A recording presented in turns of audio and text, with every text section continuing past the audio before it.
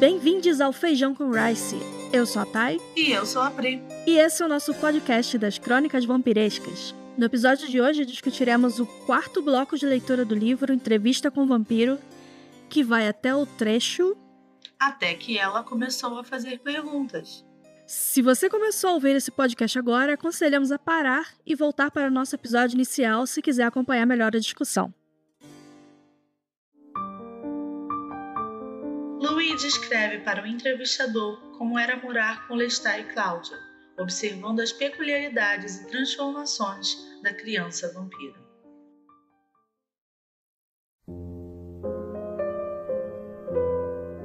E aí, o que você achou desse capítulo? Bem, a gente sabe aí que é um capítulo que fala um pouco mais sobre quem a Cláudia está se tornando agora como vampira, né, Thay?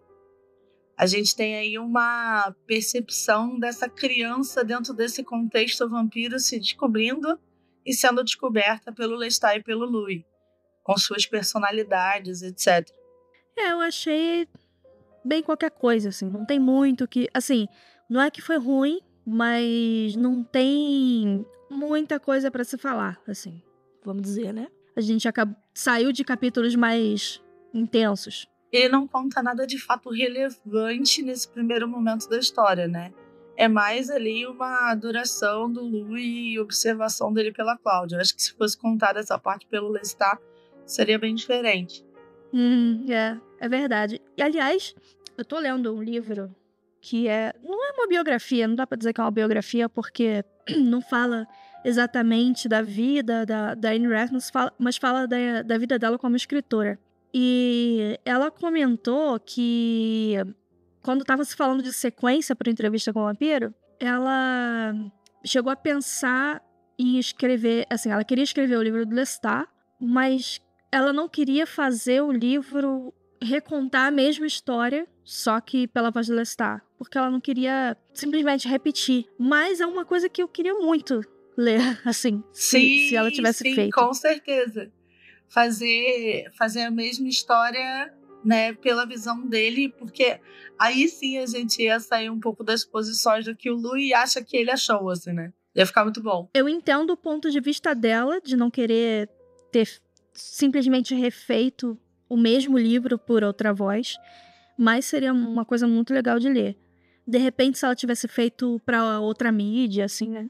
Sim, eu acho que ela poderia até ter posto um pouco do que o Lestat pensava naquela época no próprio livro do Lestat, né? Poderia ter dado uma palhinha assim sobre o que ele viveu com o Louis na percepção dele em alguma frase, alguma cena, só para tirar essa curiosidade do leitor. Não, isso tem. Não, mas mais profundamente. No Vampiro Lestat ele cita uma coisa ou outra, mas é bem en passant, assim, não tem...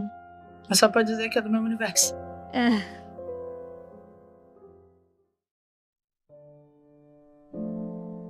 O Daniel vai questionar aí os motivos do Lestat ter transformado a Cláudia.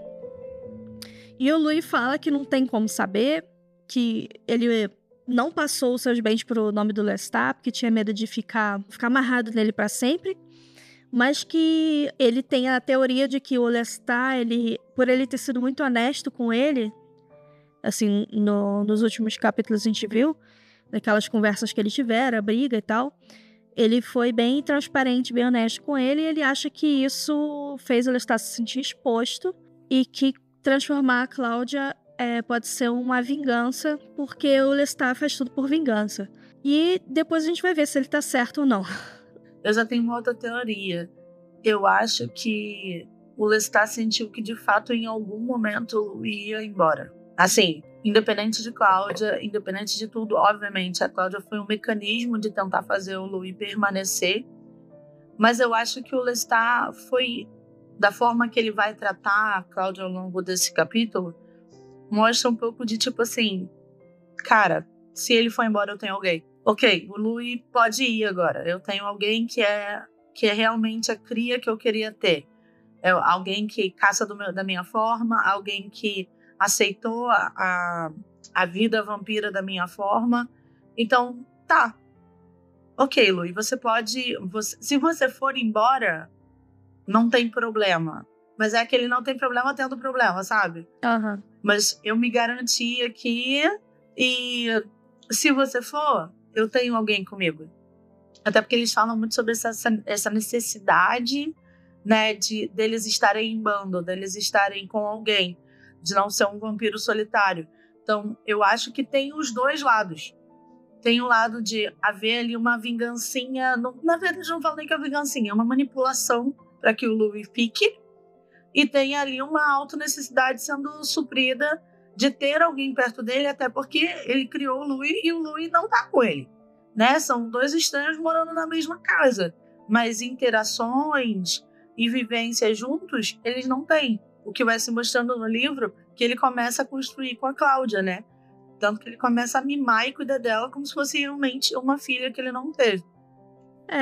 Eu acho que o Lestat, ele transformou a Cláudia mais pra prender o Louis mesmo. E também, porque ele sabia que o Louis ia acabar ficando, né? E também porque eu acho que ele quis provar o ponto dele, assim. De que se ele tivesse um outro vampiro ali, ele ia ver que ele tava errado, assim, né? Que, tipo, ele ia ver que a maneira dele é o que tem. E que o Louis, enfim, fica fazendo muitos devaneios e tal. E toda aquela sensibilidade dele. Isso é pra mostrar a questão do instinto, né? Tipo assim, olha, qualquer um que virasse um vampiro teria o instinto de matar. Só você Isso. que é fresco e frouxo, né? Então, eu acho que tem sim a ver com isso. E assim, ele não estava errado, né? Porque ter feito isso meio que provou esse ponto. Tanto que o Louis, ele passa a se alimentar de seres humanos mesmo. Acaba com essa parada de se alimentar de animais, de ratos. E a Cláudia vira a parceria de crime do Lestat, né? Porque os dois, no começo ali, eles passam a caçar juntos. Tanto que a Cláudia, ela nunca vai caçar com o Louis. Ela só caça com o Lestat. Sim, é até interessante, porque ainda assim, parte das formas que o Louis, ele observa a Cláudia, em alguns momentos, a gente vai ver mais pra frente, que se tornam algumas estranhezas. É como se você tivesse uma filha ou uma pessoa que você idealiza, só que ela tem uma outra face que não te agrada.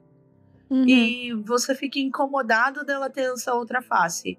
E aí você observa essa pessoa por outro ângulo e parece que dá um conflito interno, né? Então a gente vai ver mais pra frente, sem spoilers do capítulo 5, mas a gente vai ver mais pra frente como que vai ter essa observação do Louis, né?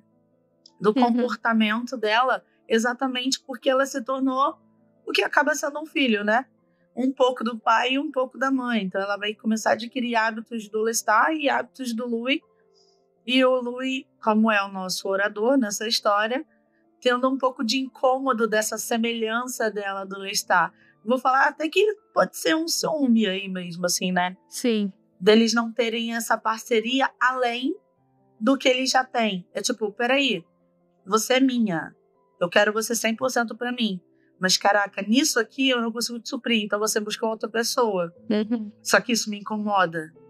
Só que pelo meu endeusamento de quem você é, eu vou te aceitando, mas me incomoda. Eu não falo, mas me incomoda, né? Eu acho que tem um pouco disso.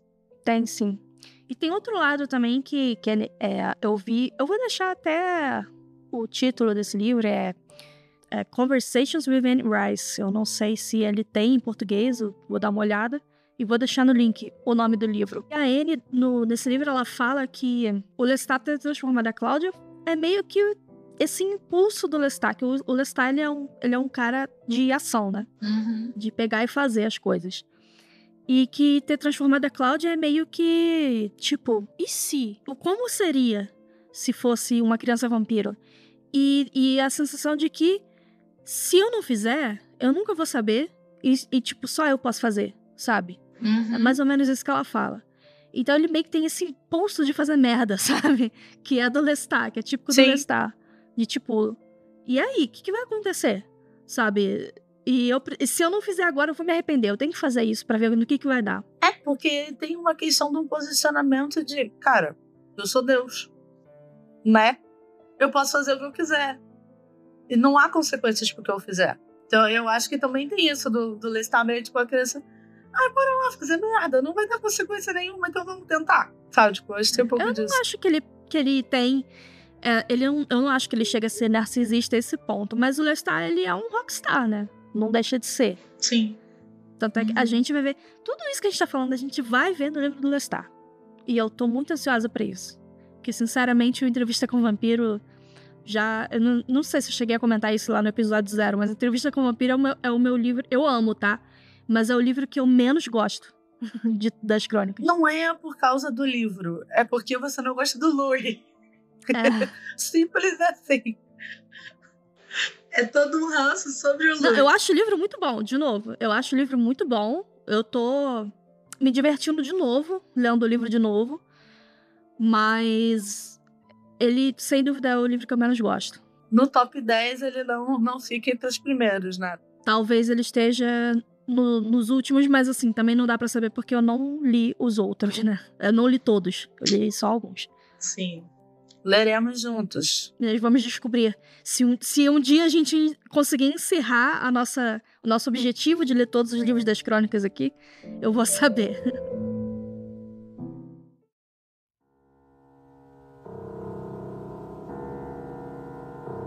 Eu acho até curioso nesse contexto do Lestat e da Cláudia, a gente vai vendo no passado desse capítulo, que tem essa chantagem emocional com o Louis, né? Ele tá ali amando estar com a Cláudia, amando ter a companhia dela, só que ele tá o tempo todo ameaçando o Louis de que se eles andarem fora da linha, ele vai destruir a Cláudia, por ele ter esse poder de destruir a Cláudia. Então é até contraditório esse comportamento, mas eu acho que é realmente só uma ameaça. Ele não tem nenhuma pretensão de destruir a Cláudia, mas é para poder manter os dois ali sob controle. Sim, até porque o Lestat, ele ama a Cláudia. No começo, pelo menos, Sim. né? Depois ele desama. Mas no começo, ele gostava dela. Eu acho que ainda assim ele ama. Só que é tipo... Sabe quando alguém tá fazendo muito barulho e você vai se emputecendo? E vai dando uma irritabilidade e por você ser uma pessoa impulsiva, você é meio que grosseiro? Eu acho que é meio que isso. Ele continua gostando dela, mas ele quer que ela seja o que ele quer que ela seja. A partir do momento que a personalidade dela muda... A partir do momento que ela começa a ter a personalidade dela, né? Porque até então... Sim. Ela era uma criança literalmente, assim, mente e corpo. E ele era simplesmente a bonequinha dele. É o que você falou. E a gente vê isso bem no filme, né? Que ele cuidava dela como se fosse, né, a bonequinha de louça, arrumadinha e tudo mais. O filme, ele captou bem essa questão. E a Cláudia, ela virou a menina demônio, né? Assim, ela é um animal faminto, assustador. Assim, eu acho até que a Cláudia do livro, a gente até vai falar mais isso no próximo capítulo, mas nesse aqui também a gente já dá pra ver isso. Eu acho a Cláudia do livro muito assustadora. Sim, pelo menos nesse começo, assim. Que no filme eu não tenho essa sensação. É porque, eu vou ser sincera, assim, no livro é quase um filmezinho de terror, assim, bem, essa parte pra mim me inspira terror. Até pelas formas como a Anne Rice descreve, né? E comportamento, a postura. E até mesmo se a gente for pegar para assistir a cena, é uma parada... É porque a atriz ela é muito fofinha. Então dá tipo...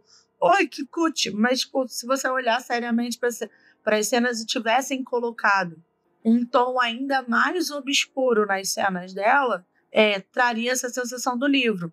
Só que eu acho que também houve uma anuviada, sabe? Tipo, anuviaram a potência de terror da personagem no filme.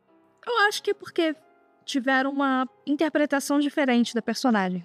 Mas a gente vai falar isso mais no outro capítulo. Mas já deixando a deixa. Acho que os dois têm um estilo de terror diferente, sabe? Porque eu não vejo assim, ela como menina fofinha. Pelo contrário, no filme eu acho ela bem... Não é que ela é assustadora, mas ela tem uma força, assim. Assim, o filme é um filme de terror americano E a Cláudia, ela tem aquela coisa do terror japonês no livro, sabe? Que é aquele sim. terror mais contido, assim. Sim, mandou bem agora. É mesmo. Que é um terror que vai mais para o viés psicológico da coisa, né? Isso. Mesmo assim, eu acho que a atriz conseguiu passar muito bem no filme, tá, gente? Ah, nossa, ela foi incrível. Menina prodígio, assim. Não à toa, ela se tornou quem ela se tornou, assim, né? Tipo, chamou muita atenção no mercado depois desse filme.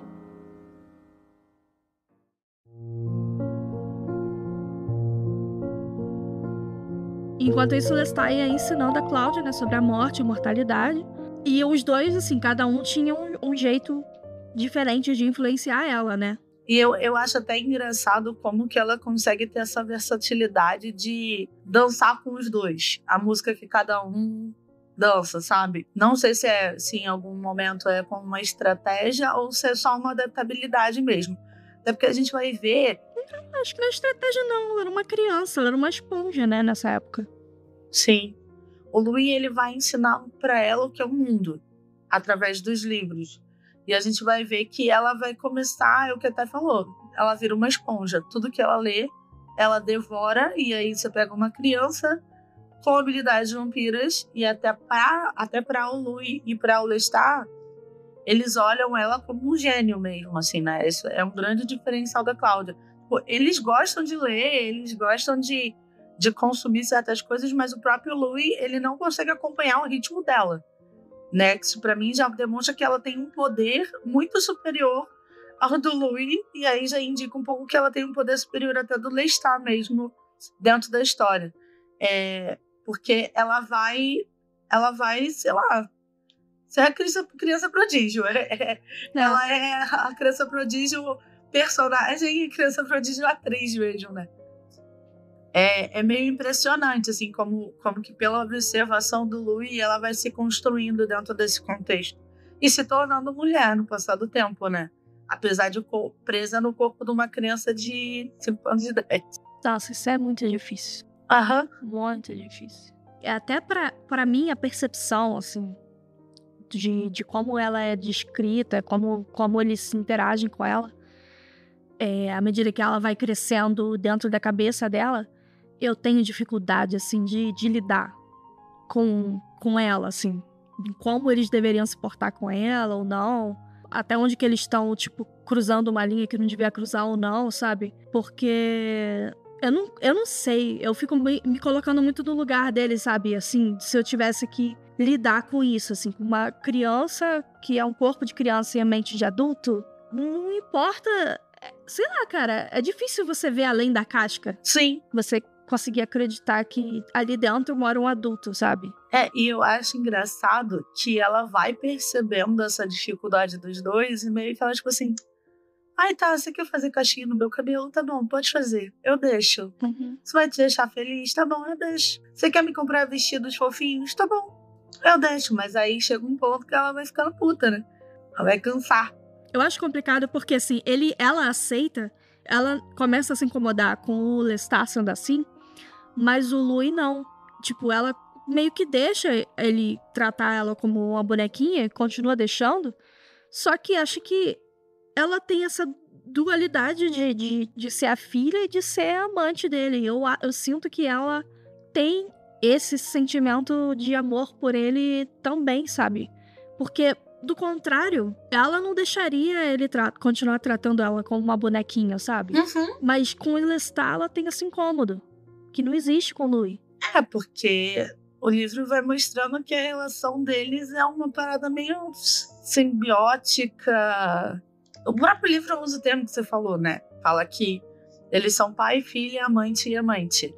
Então, assim, isso traz um peso... a circunstância dela ser uma mulher presa dentro de um corpo de criança, que eu fico até impressionada da Anne Rice ter tido a cara, né, de botar algo tão complexo a nível psicológico, que é pra gente até difícil conseguir falar sobre dentro do livro, e eu não sei se todo mundo que pegou e leu consegue perceber o nível de complexidade e profundidade que essa dualidade da relação dos dois tem, né?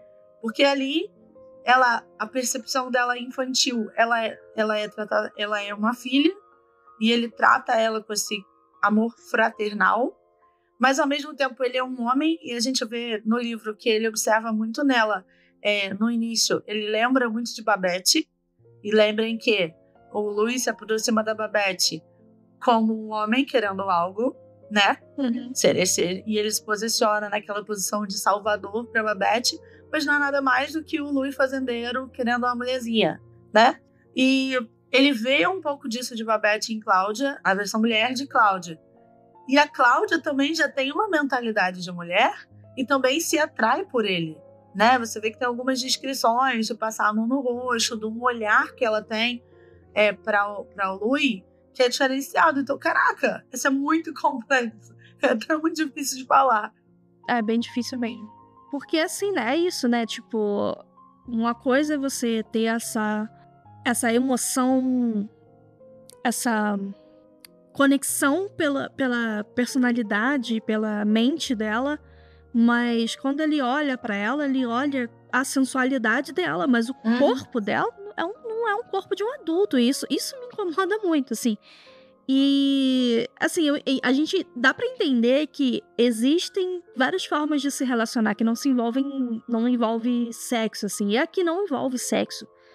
Mas, mesmo assim, é complicado, assim, é desconfortável, né? A gente volta de novo a esse tipo de descrição, porque por mais que não exista sexo, existe sensualidade. Isso é com uma criança, assim. Porque, assim, até certo ponto ela ainda é uma criança, né? E aí ela vai começar a crescer, a gente vai ver no próximo capítulo que ela já vai começar a crescer de fato, né?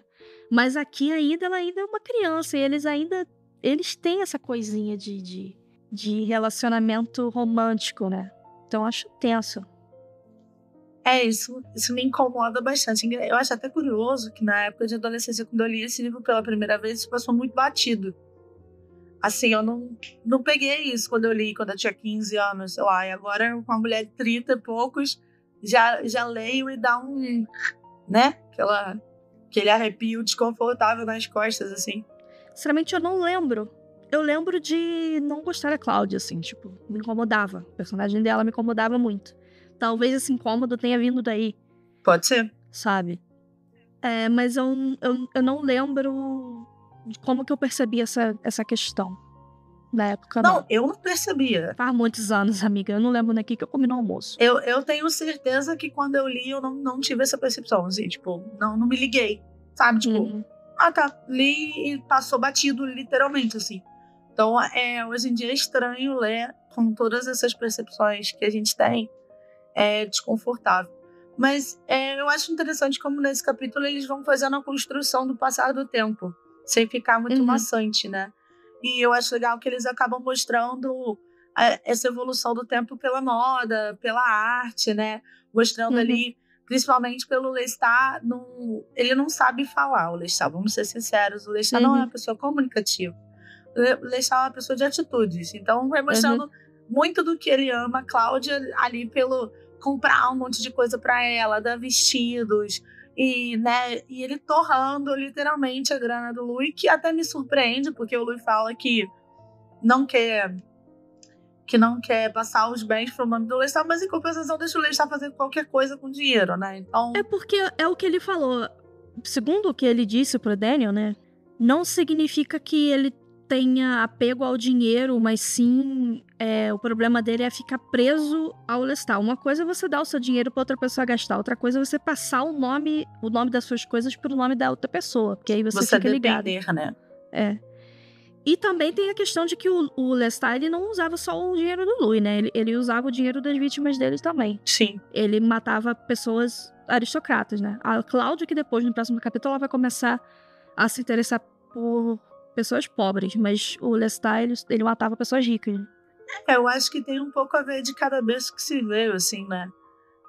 O Lestat, ele queria ascender e nunca conseguiu. Então, era como se fosse uma vingança pessoal. E eu já vejo como a Cláudia uma reaproximação do que ela foi, assim. tentando reencontrar a humanidade dela, que ela nem se lembra direito, porque ela era uma criança, né? Mas eu acho muito interessante como é construído, principalmente quando a gente pensa na adaptação. Ficou muito bonito a forma que essa cena ela é desenvolvida, e ficou uma cena rápida, porém que passa a mensagem. Sim, bem passado. Por mim, poderia até ser um pouco mais curta, porque eu acho que o filme tem muita coisa. Mas eu gosto muito da fotografia e da construção desse filme, então eu sou um pouco suspeito.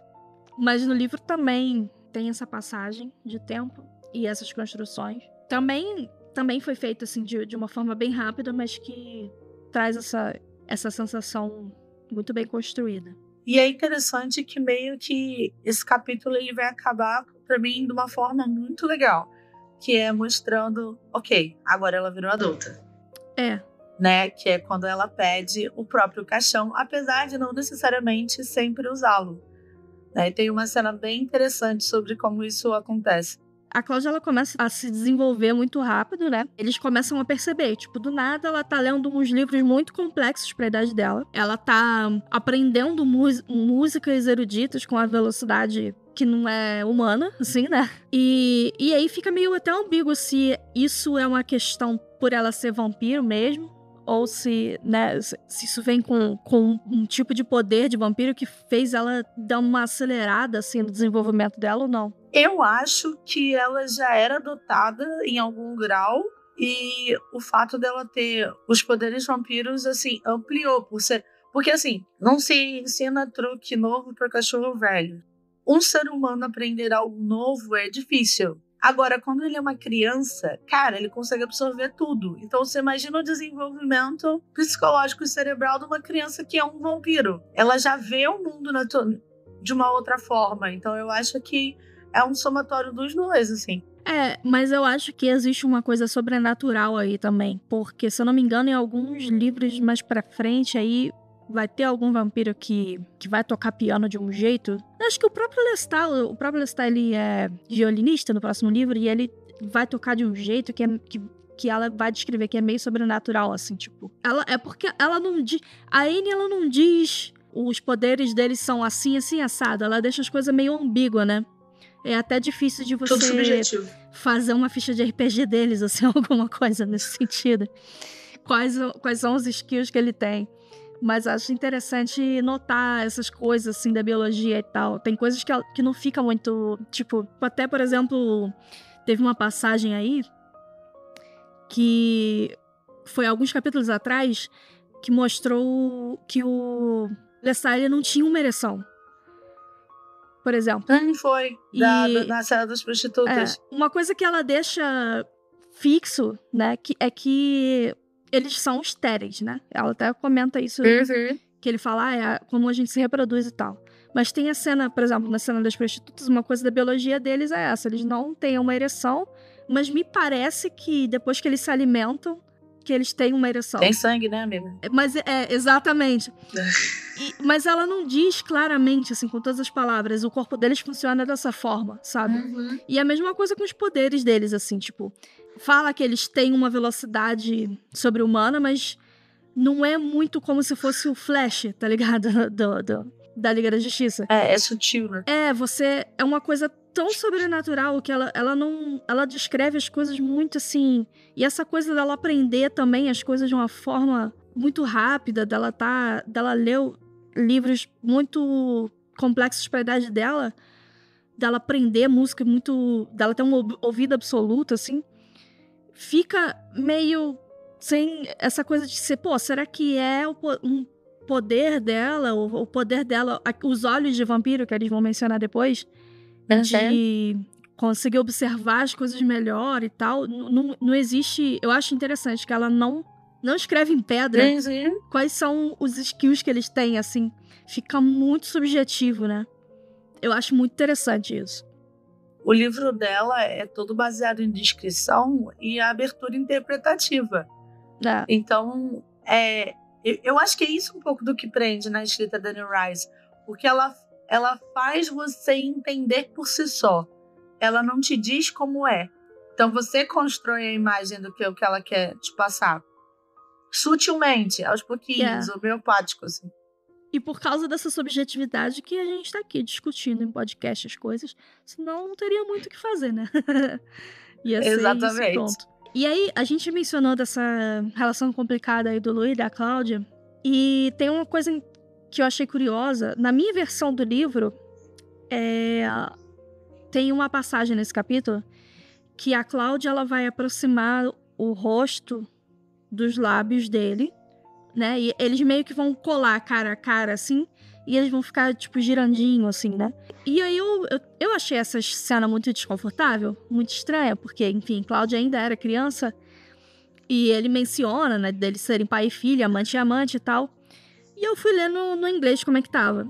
E aí eu vi que no inglês tá que ela realmente beija ele na boca, assim. Ela aproxima os lábios dela nos lábios dele, nesse momento. E eu fiquei assim, caraca, por que será que eles mudaram na tradução, né? Pelo menos na versão que eu tenho, não sei como é que tá nas outras versões. Mas se foi vamos dizer, uma censura, assim, né?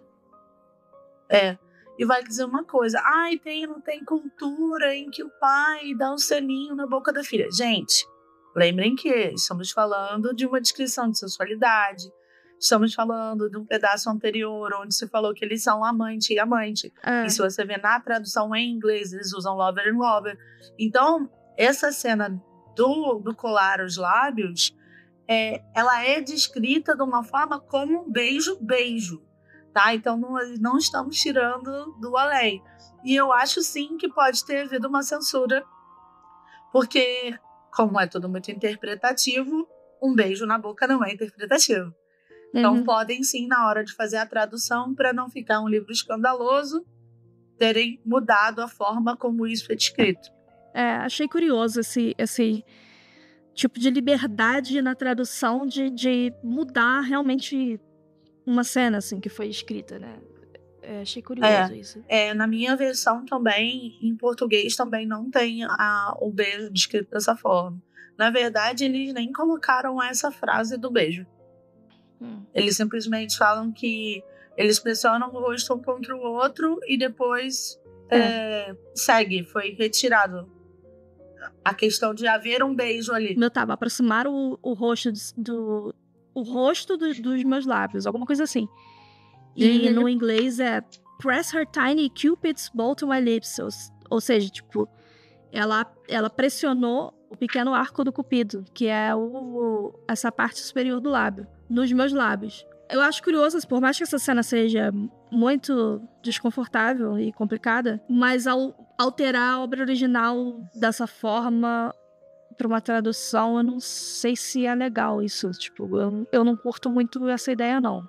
Eu também não. Acho que descaracteriza o que o autor escreveu. Sei lá, se a Anne fez merda, deixa a merda dela. Tipo, ela tanca, sabe?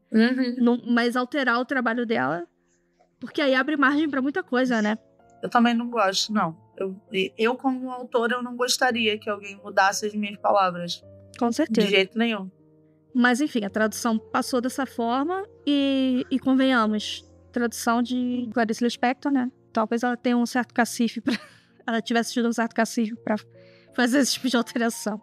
Enfim, não tem muito mais o que dizer sobre essa cena, assim, a gente não tem como definir com toda certeza o que a Anne Rice pretendia com isso. Depois, mais pra frente, até posso comentar um pouquinho algumas coisas que eu li nesse livro que eu comentei, que eu vou deixar no link, mas é aquela coisa, né? Subjetividade deixa aberta a interpretação, né? O que ela realmente pretendia foi embora com ela. E agora cabe a gente a discutir o que a gente sente, né? Nós como leitores. Também não dá pra resumir as coisas de uma forma rasa, assim, tipo... e falar... é pedofilia e ponto, sabe? Não dá pra apontar o dedo pra Anne e falar que foi isso ou foi aquilo, porque a gente não sabe de onde que isso veio, né? Não dá pra ser tão raso assim. Mas a gente pode dizer aqui quais são as nossas impressões. Essa aqui é a proposta do podcast. E, enfim, se você tem uma impressão, uma interpretação, um sentimento diferente conforme isso, você acha que o amante quis dizer uma outra coisa que não fosse pedofilia, enfim, até escreve pra gente, fala o que você acha. Ou você acha, eu senti assim mesmo, sabe? É pra isso que a gente tá aqui, pra debater, pra discutir, pra tirar o suco dessa subjetividade aí, porque... Mas o que a gente não pode dizer é escrever em pedra as coisas, né? Que nem tudo é tão preto no branco, assim, né? Até porque tudo é interpretativo da nossa parte também, né? Então, o podcast serve pra isso, gente. Exatamente. Vamos comentar esse é o o que objetivo. vocês estão pensando. Por favor, manda um sinal de fumaça pra gente saber que a gente não tá sozinha nessa. Por favor. Vocês são só números, né, por enquanto. Eu gostaria que vocês fossem pessoas e não números. Então, por favor, se manifestem.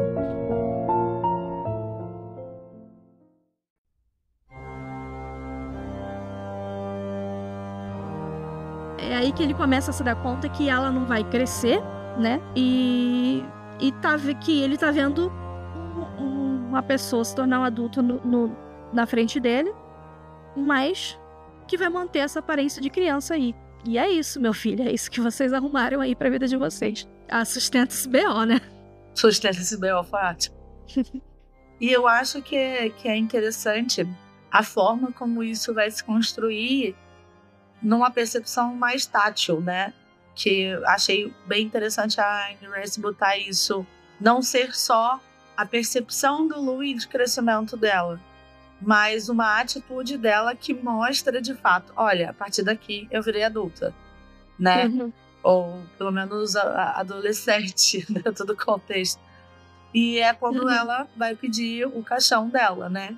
E é até interessante que ela tem ali um senso dessa frieza, né? E tem uma cena toda construída em volta disso, que é ela e o Louis entrando, né? Pra solicitar o caixão dentro das medidas dela, e eles criam uma historinha de que ela tá doente, ou tem problema no coração, não me lembro agora exatamente, e que vai morrer, e o cara fica tipo, ai meu Deus, tadinha, vai morrer. É engraçado, né? Porque ele tem que dissimular, mas essa não é a parada dele. Dissimulação é com o Lestat, né? Não é com ele. E aí ele fica assim, ai meu Deus do céu, vou ter que mentir pra esse cara. E aí ele fala, ai, o coração dela não vai aguentar. E eu acho até interessante ela ter pedido isso pro Louis, não pro Lestat, porque o Lestat instalaria o dedo e já teria conseguido o caixão. Mas eu acho que é um pouco de teste com o próprio Louis de mostrar, olha, eu cresci, tá? Eu acho que ela escolhe ele propositalmente. Ela faz ele passar por isso tudo, e aí o cara ficou tá, tudo bem, tá encomendado o caixão vai chegar, tá? Beleza. Ah, tá, mas eu não quero esperar. Aí foi lá e matou o cara e pegou o caixão e tipo... depois ela volta com o Lestat, né? Depois ele volta com o Lestat, mata o cara e pega o caixão. Ou seja, não adiantou de nada. Mas por isso que eu falo que eu sinto que foi um teste. Eu percebo como um teste exatamente por isso. Tipo assim, olha, cara, eu só poderia entrar lá, matar o cara e pegar o que eu quisesse. Mas não, ela fez o Louis passar por essa circunstância desconfortável propositalmente. Até porque é narrado na história que ela é muito de dormir com o Louis, né? Até no filme a gente vê isso também. E até se diz que ela conseguiu um caixão, mas inicialmente ela não dormia no próprio caixão. Ela passava horas admirando o caixão, mas no final acabava indo dormir com o Louis. Eu acho que é quase um grito de independência. Ela até fala, quando ela sugere isso, eu quero meu próprio caixão, e o Louis fica meio assim, depois ela volta pra ele e fala, desculpa, eu não queria te ofender, eu só queria ver como é e tal, não sei o que, eu posso continuar dormindo com você. E ela fala isso, tipo, eu vou continuar dormindo com você, mas eu quero ter meu próprio caixão. Eu acho que mostra já, assim, uma independência dela mesmo. Tipo, olha, eu preciso ter a minha individualidade. Ok, gosto de tu, quero estar perto de você, mas então, a partir daqui, eu preciso ser eu. Sabe? Então, assim, eu acho bem interessante como que essa cena do caixão, ela vai ser uma cena boba, mas eu acho ela bem construída com essas questões todas que tem por trás, sabe?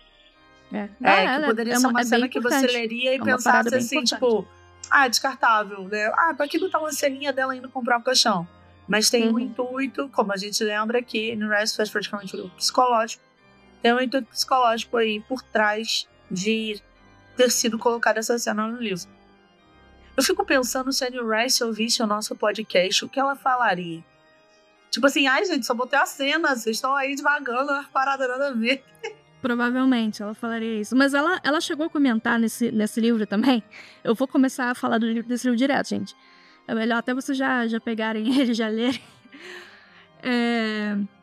Que ela falou que os fãs sabem mais do livro do que ela. Uhum. Porque ela não tinha muita... Ela foi só escrevendo, sabe? Uhum. E no fundo é isso, né? Com toda a obra. Depois que o autor bota a obra no mundo, a obra não é mais dele, né? A gente que vai tirar as nossas conclusões e tal. E ela fala... Ao mesmo tempo, eu acho que ela defenderia, gostaria de defender, porque ela tem as próprias percepções dela, de como os personagens dela pensam ou agem ou são, mas ela também tem essa coisa de saber realmente, eu escrevi, mas os meus fãs, eles conhecem a obra muito melhor do que eu. Até porque a gente leu várias vezes, né? Sim. E ela até comenta que ela não conseguia ler o livro depois que ela escreveu.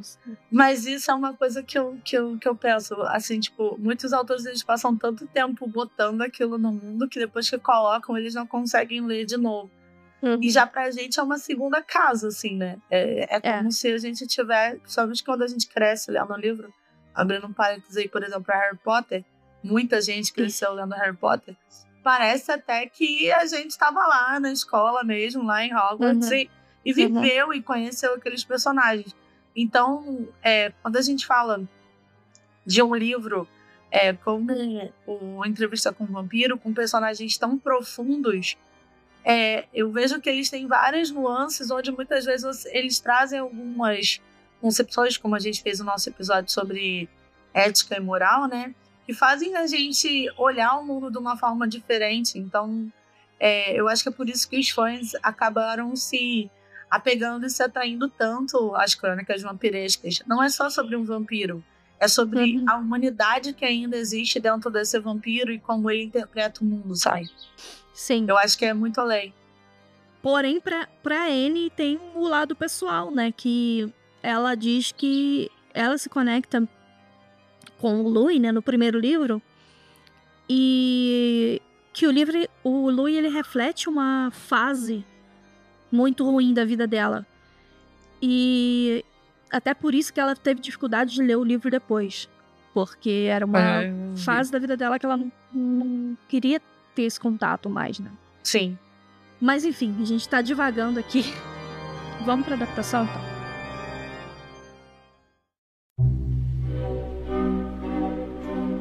Bem, no filme, Louis diz que Lestat transformou a Cláudia porque sabia que ele amaria mais que tudo, o Louis, no caso, mas também diz assim, o Lestat também amava a Cláudia e que talvez ele tenha feito isso pra não se sentir sozinho. Essa é a visão do Louis sobre isso, né? A gente discutiu aqui no livro que tinha a questão dele achar que poderia ser uma vingança, mas aqui a interpretação do Louis era essa, né? De que também, ele, ao mesmo tempo que queria prender o Louis, ele não queria se sentir sozinho. Eu acho que faz até mais sentido do que a questão da vingança, sinceramente.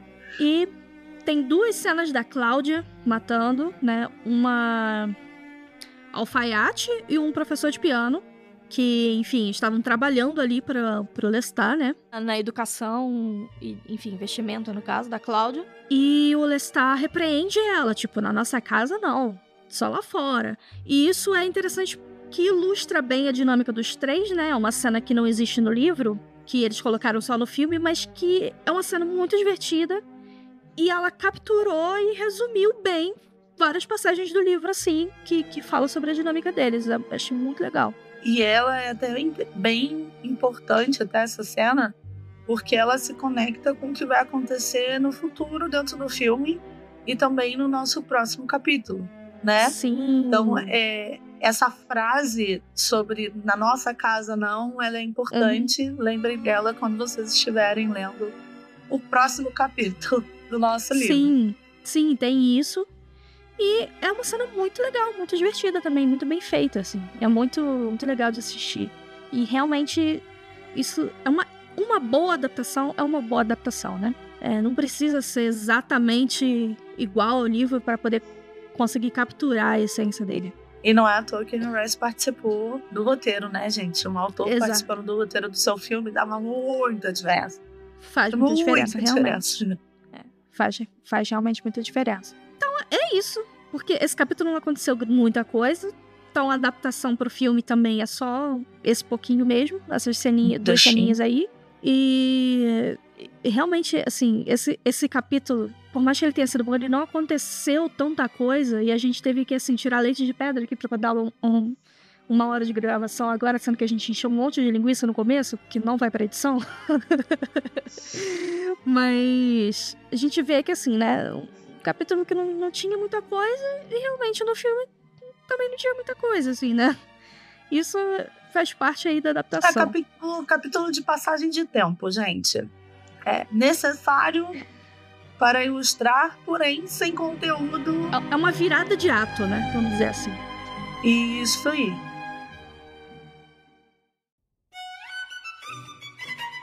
Então, é isso que temos por hoje. Tem um recado, né? Que a gente agora vai... A gente estava... Antes do nosso hiato forçado, a gente tinha o nosso lançamento mensal. Mas a partir de agora, a gente vai tentar... Isso não é uma promessa. Isso é só um aviso que a gente está se esforçando para fazer o lançamento quinzenal, tá? Yeah. Só para avisar, para vocês se prepararem. Agora, em vez de ter um mês de espera, vocês podem ter aí 15 dias de espera e 15 dias de leitura, se você estiver acompanhando certinho com a gente. E a nossa próxima leitura é até... E eu odeio a ambos. Quem será que tá falando essa frase? E o que você achou do nosso episódio de hoje, da nossa discussão de hoje? Ou... sei lá, angústias espirituais, que você estiver querendo dizer, conversar com a gente, manda um e-mail para feijãocomrice@gmail.com. Por favor, mandem e-mails. Como a gente falou, a gente vê os números, a gente sabe que vocês... A gente sabe que tem gente aí, mas a gente quer saber que vocês são gente mesmo. Que não é uma simulação que o Spotify tá falando, tá fingindo, que tem realmente gente ouvindo e não tem. Que nós não estamos presos na Matrix. Exato. Que a gente não tá sozinha. Mas muito mais importante do que isso, para enriquecer a nossa discussão mesmo. E além disso, agora, desde que a gente voltou, antes do nosso hiato não tinha essa ferramenta. Agora, pós-hiato, essa ferramenta existe e a gente vai usar, que é a interação do Spotify. A gente vai sempre deixar uma caixinha aberta lá para vocês comentarem o que vocês quiserem. Não dá, assim, pra fazer um grande comentário. E aí, se você quiser fazer um grande comentário, manda um e-mail. Essa ferramenta neandertalesca que a gente tem, que existe, mas é que ela é muito boa. Porque aí é como se fosse a gente estivesse recebendo uma cartinha, entendeu? E aí a gente pode até ler aqui depois. E conversar com vocês na gravação.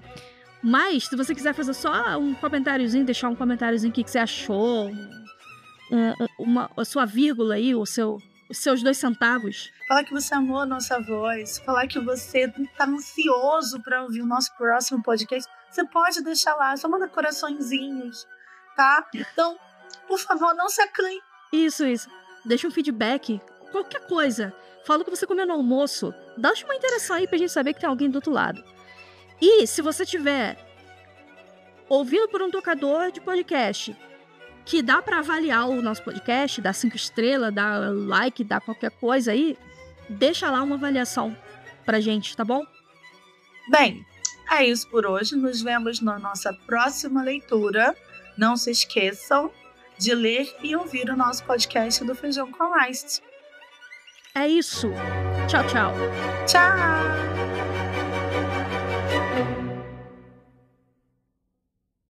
Esse sol na minha cara tá me fudendo.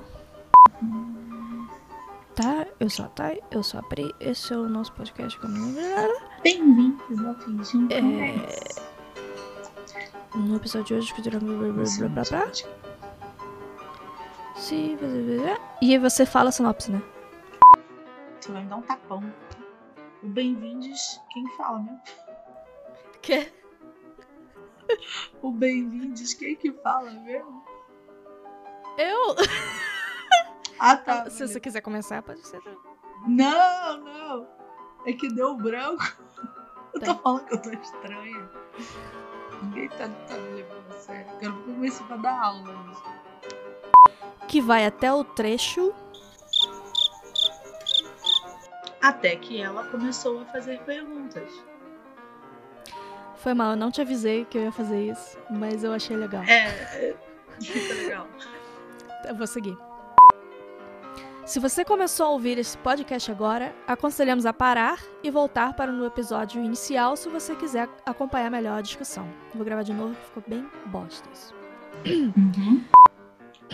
E aí... Pode falar. Não, pode falar. Eu acho...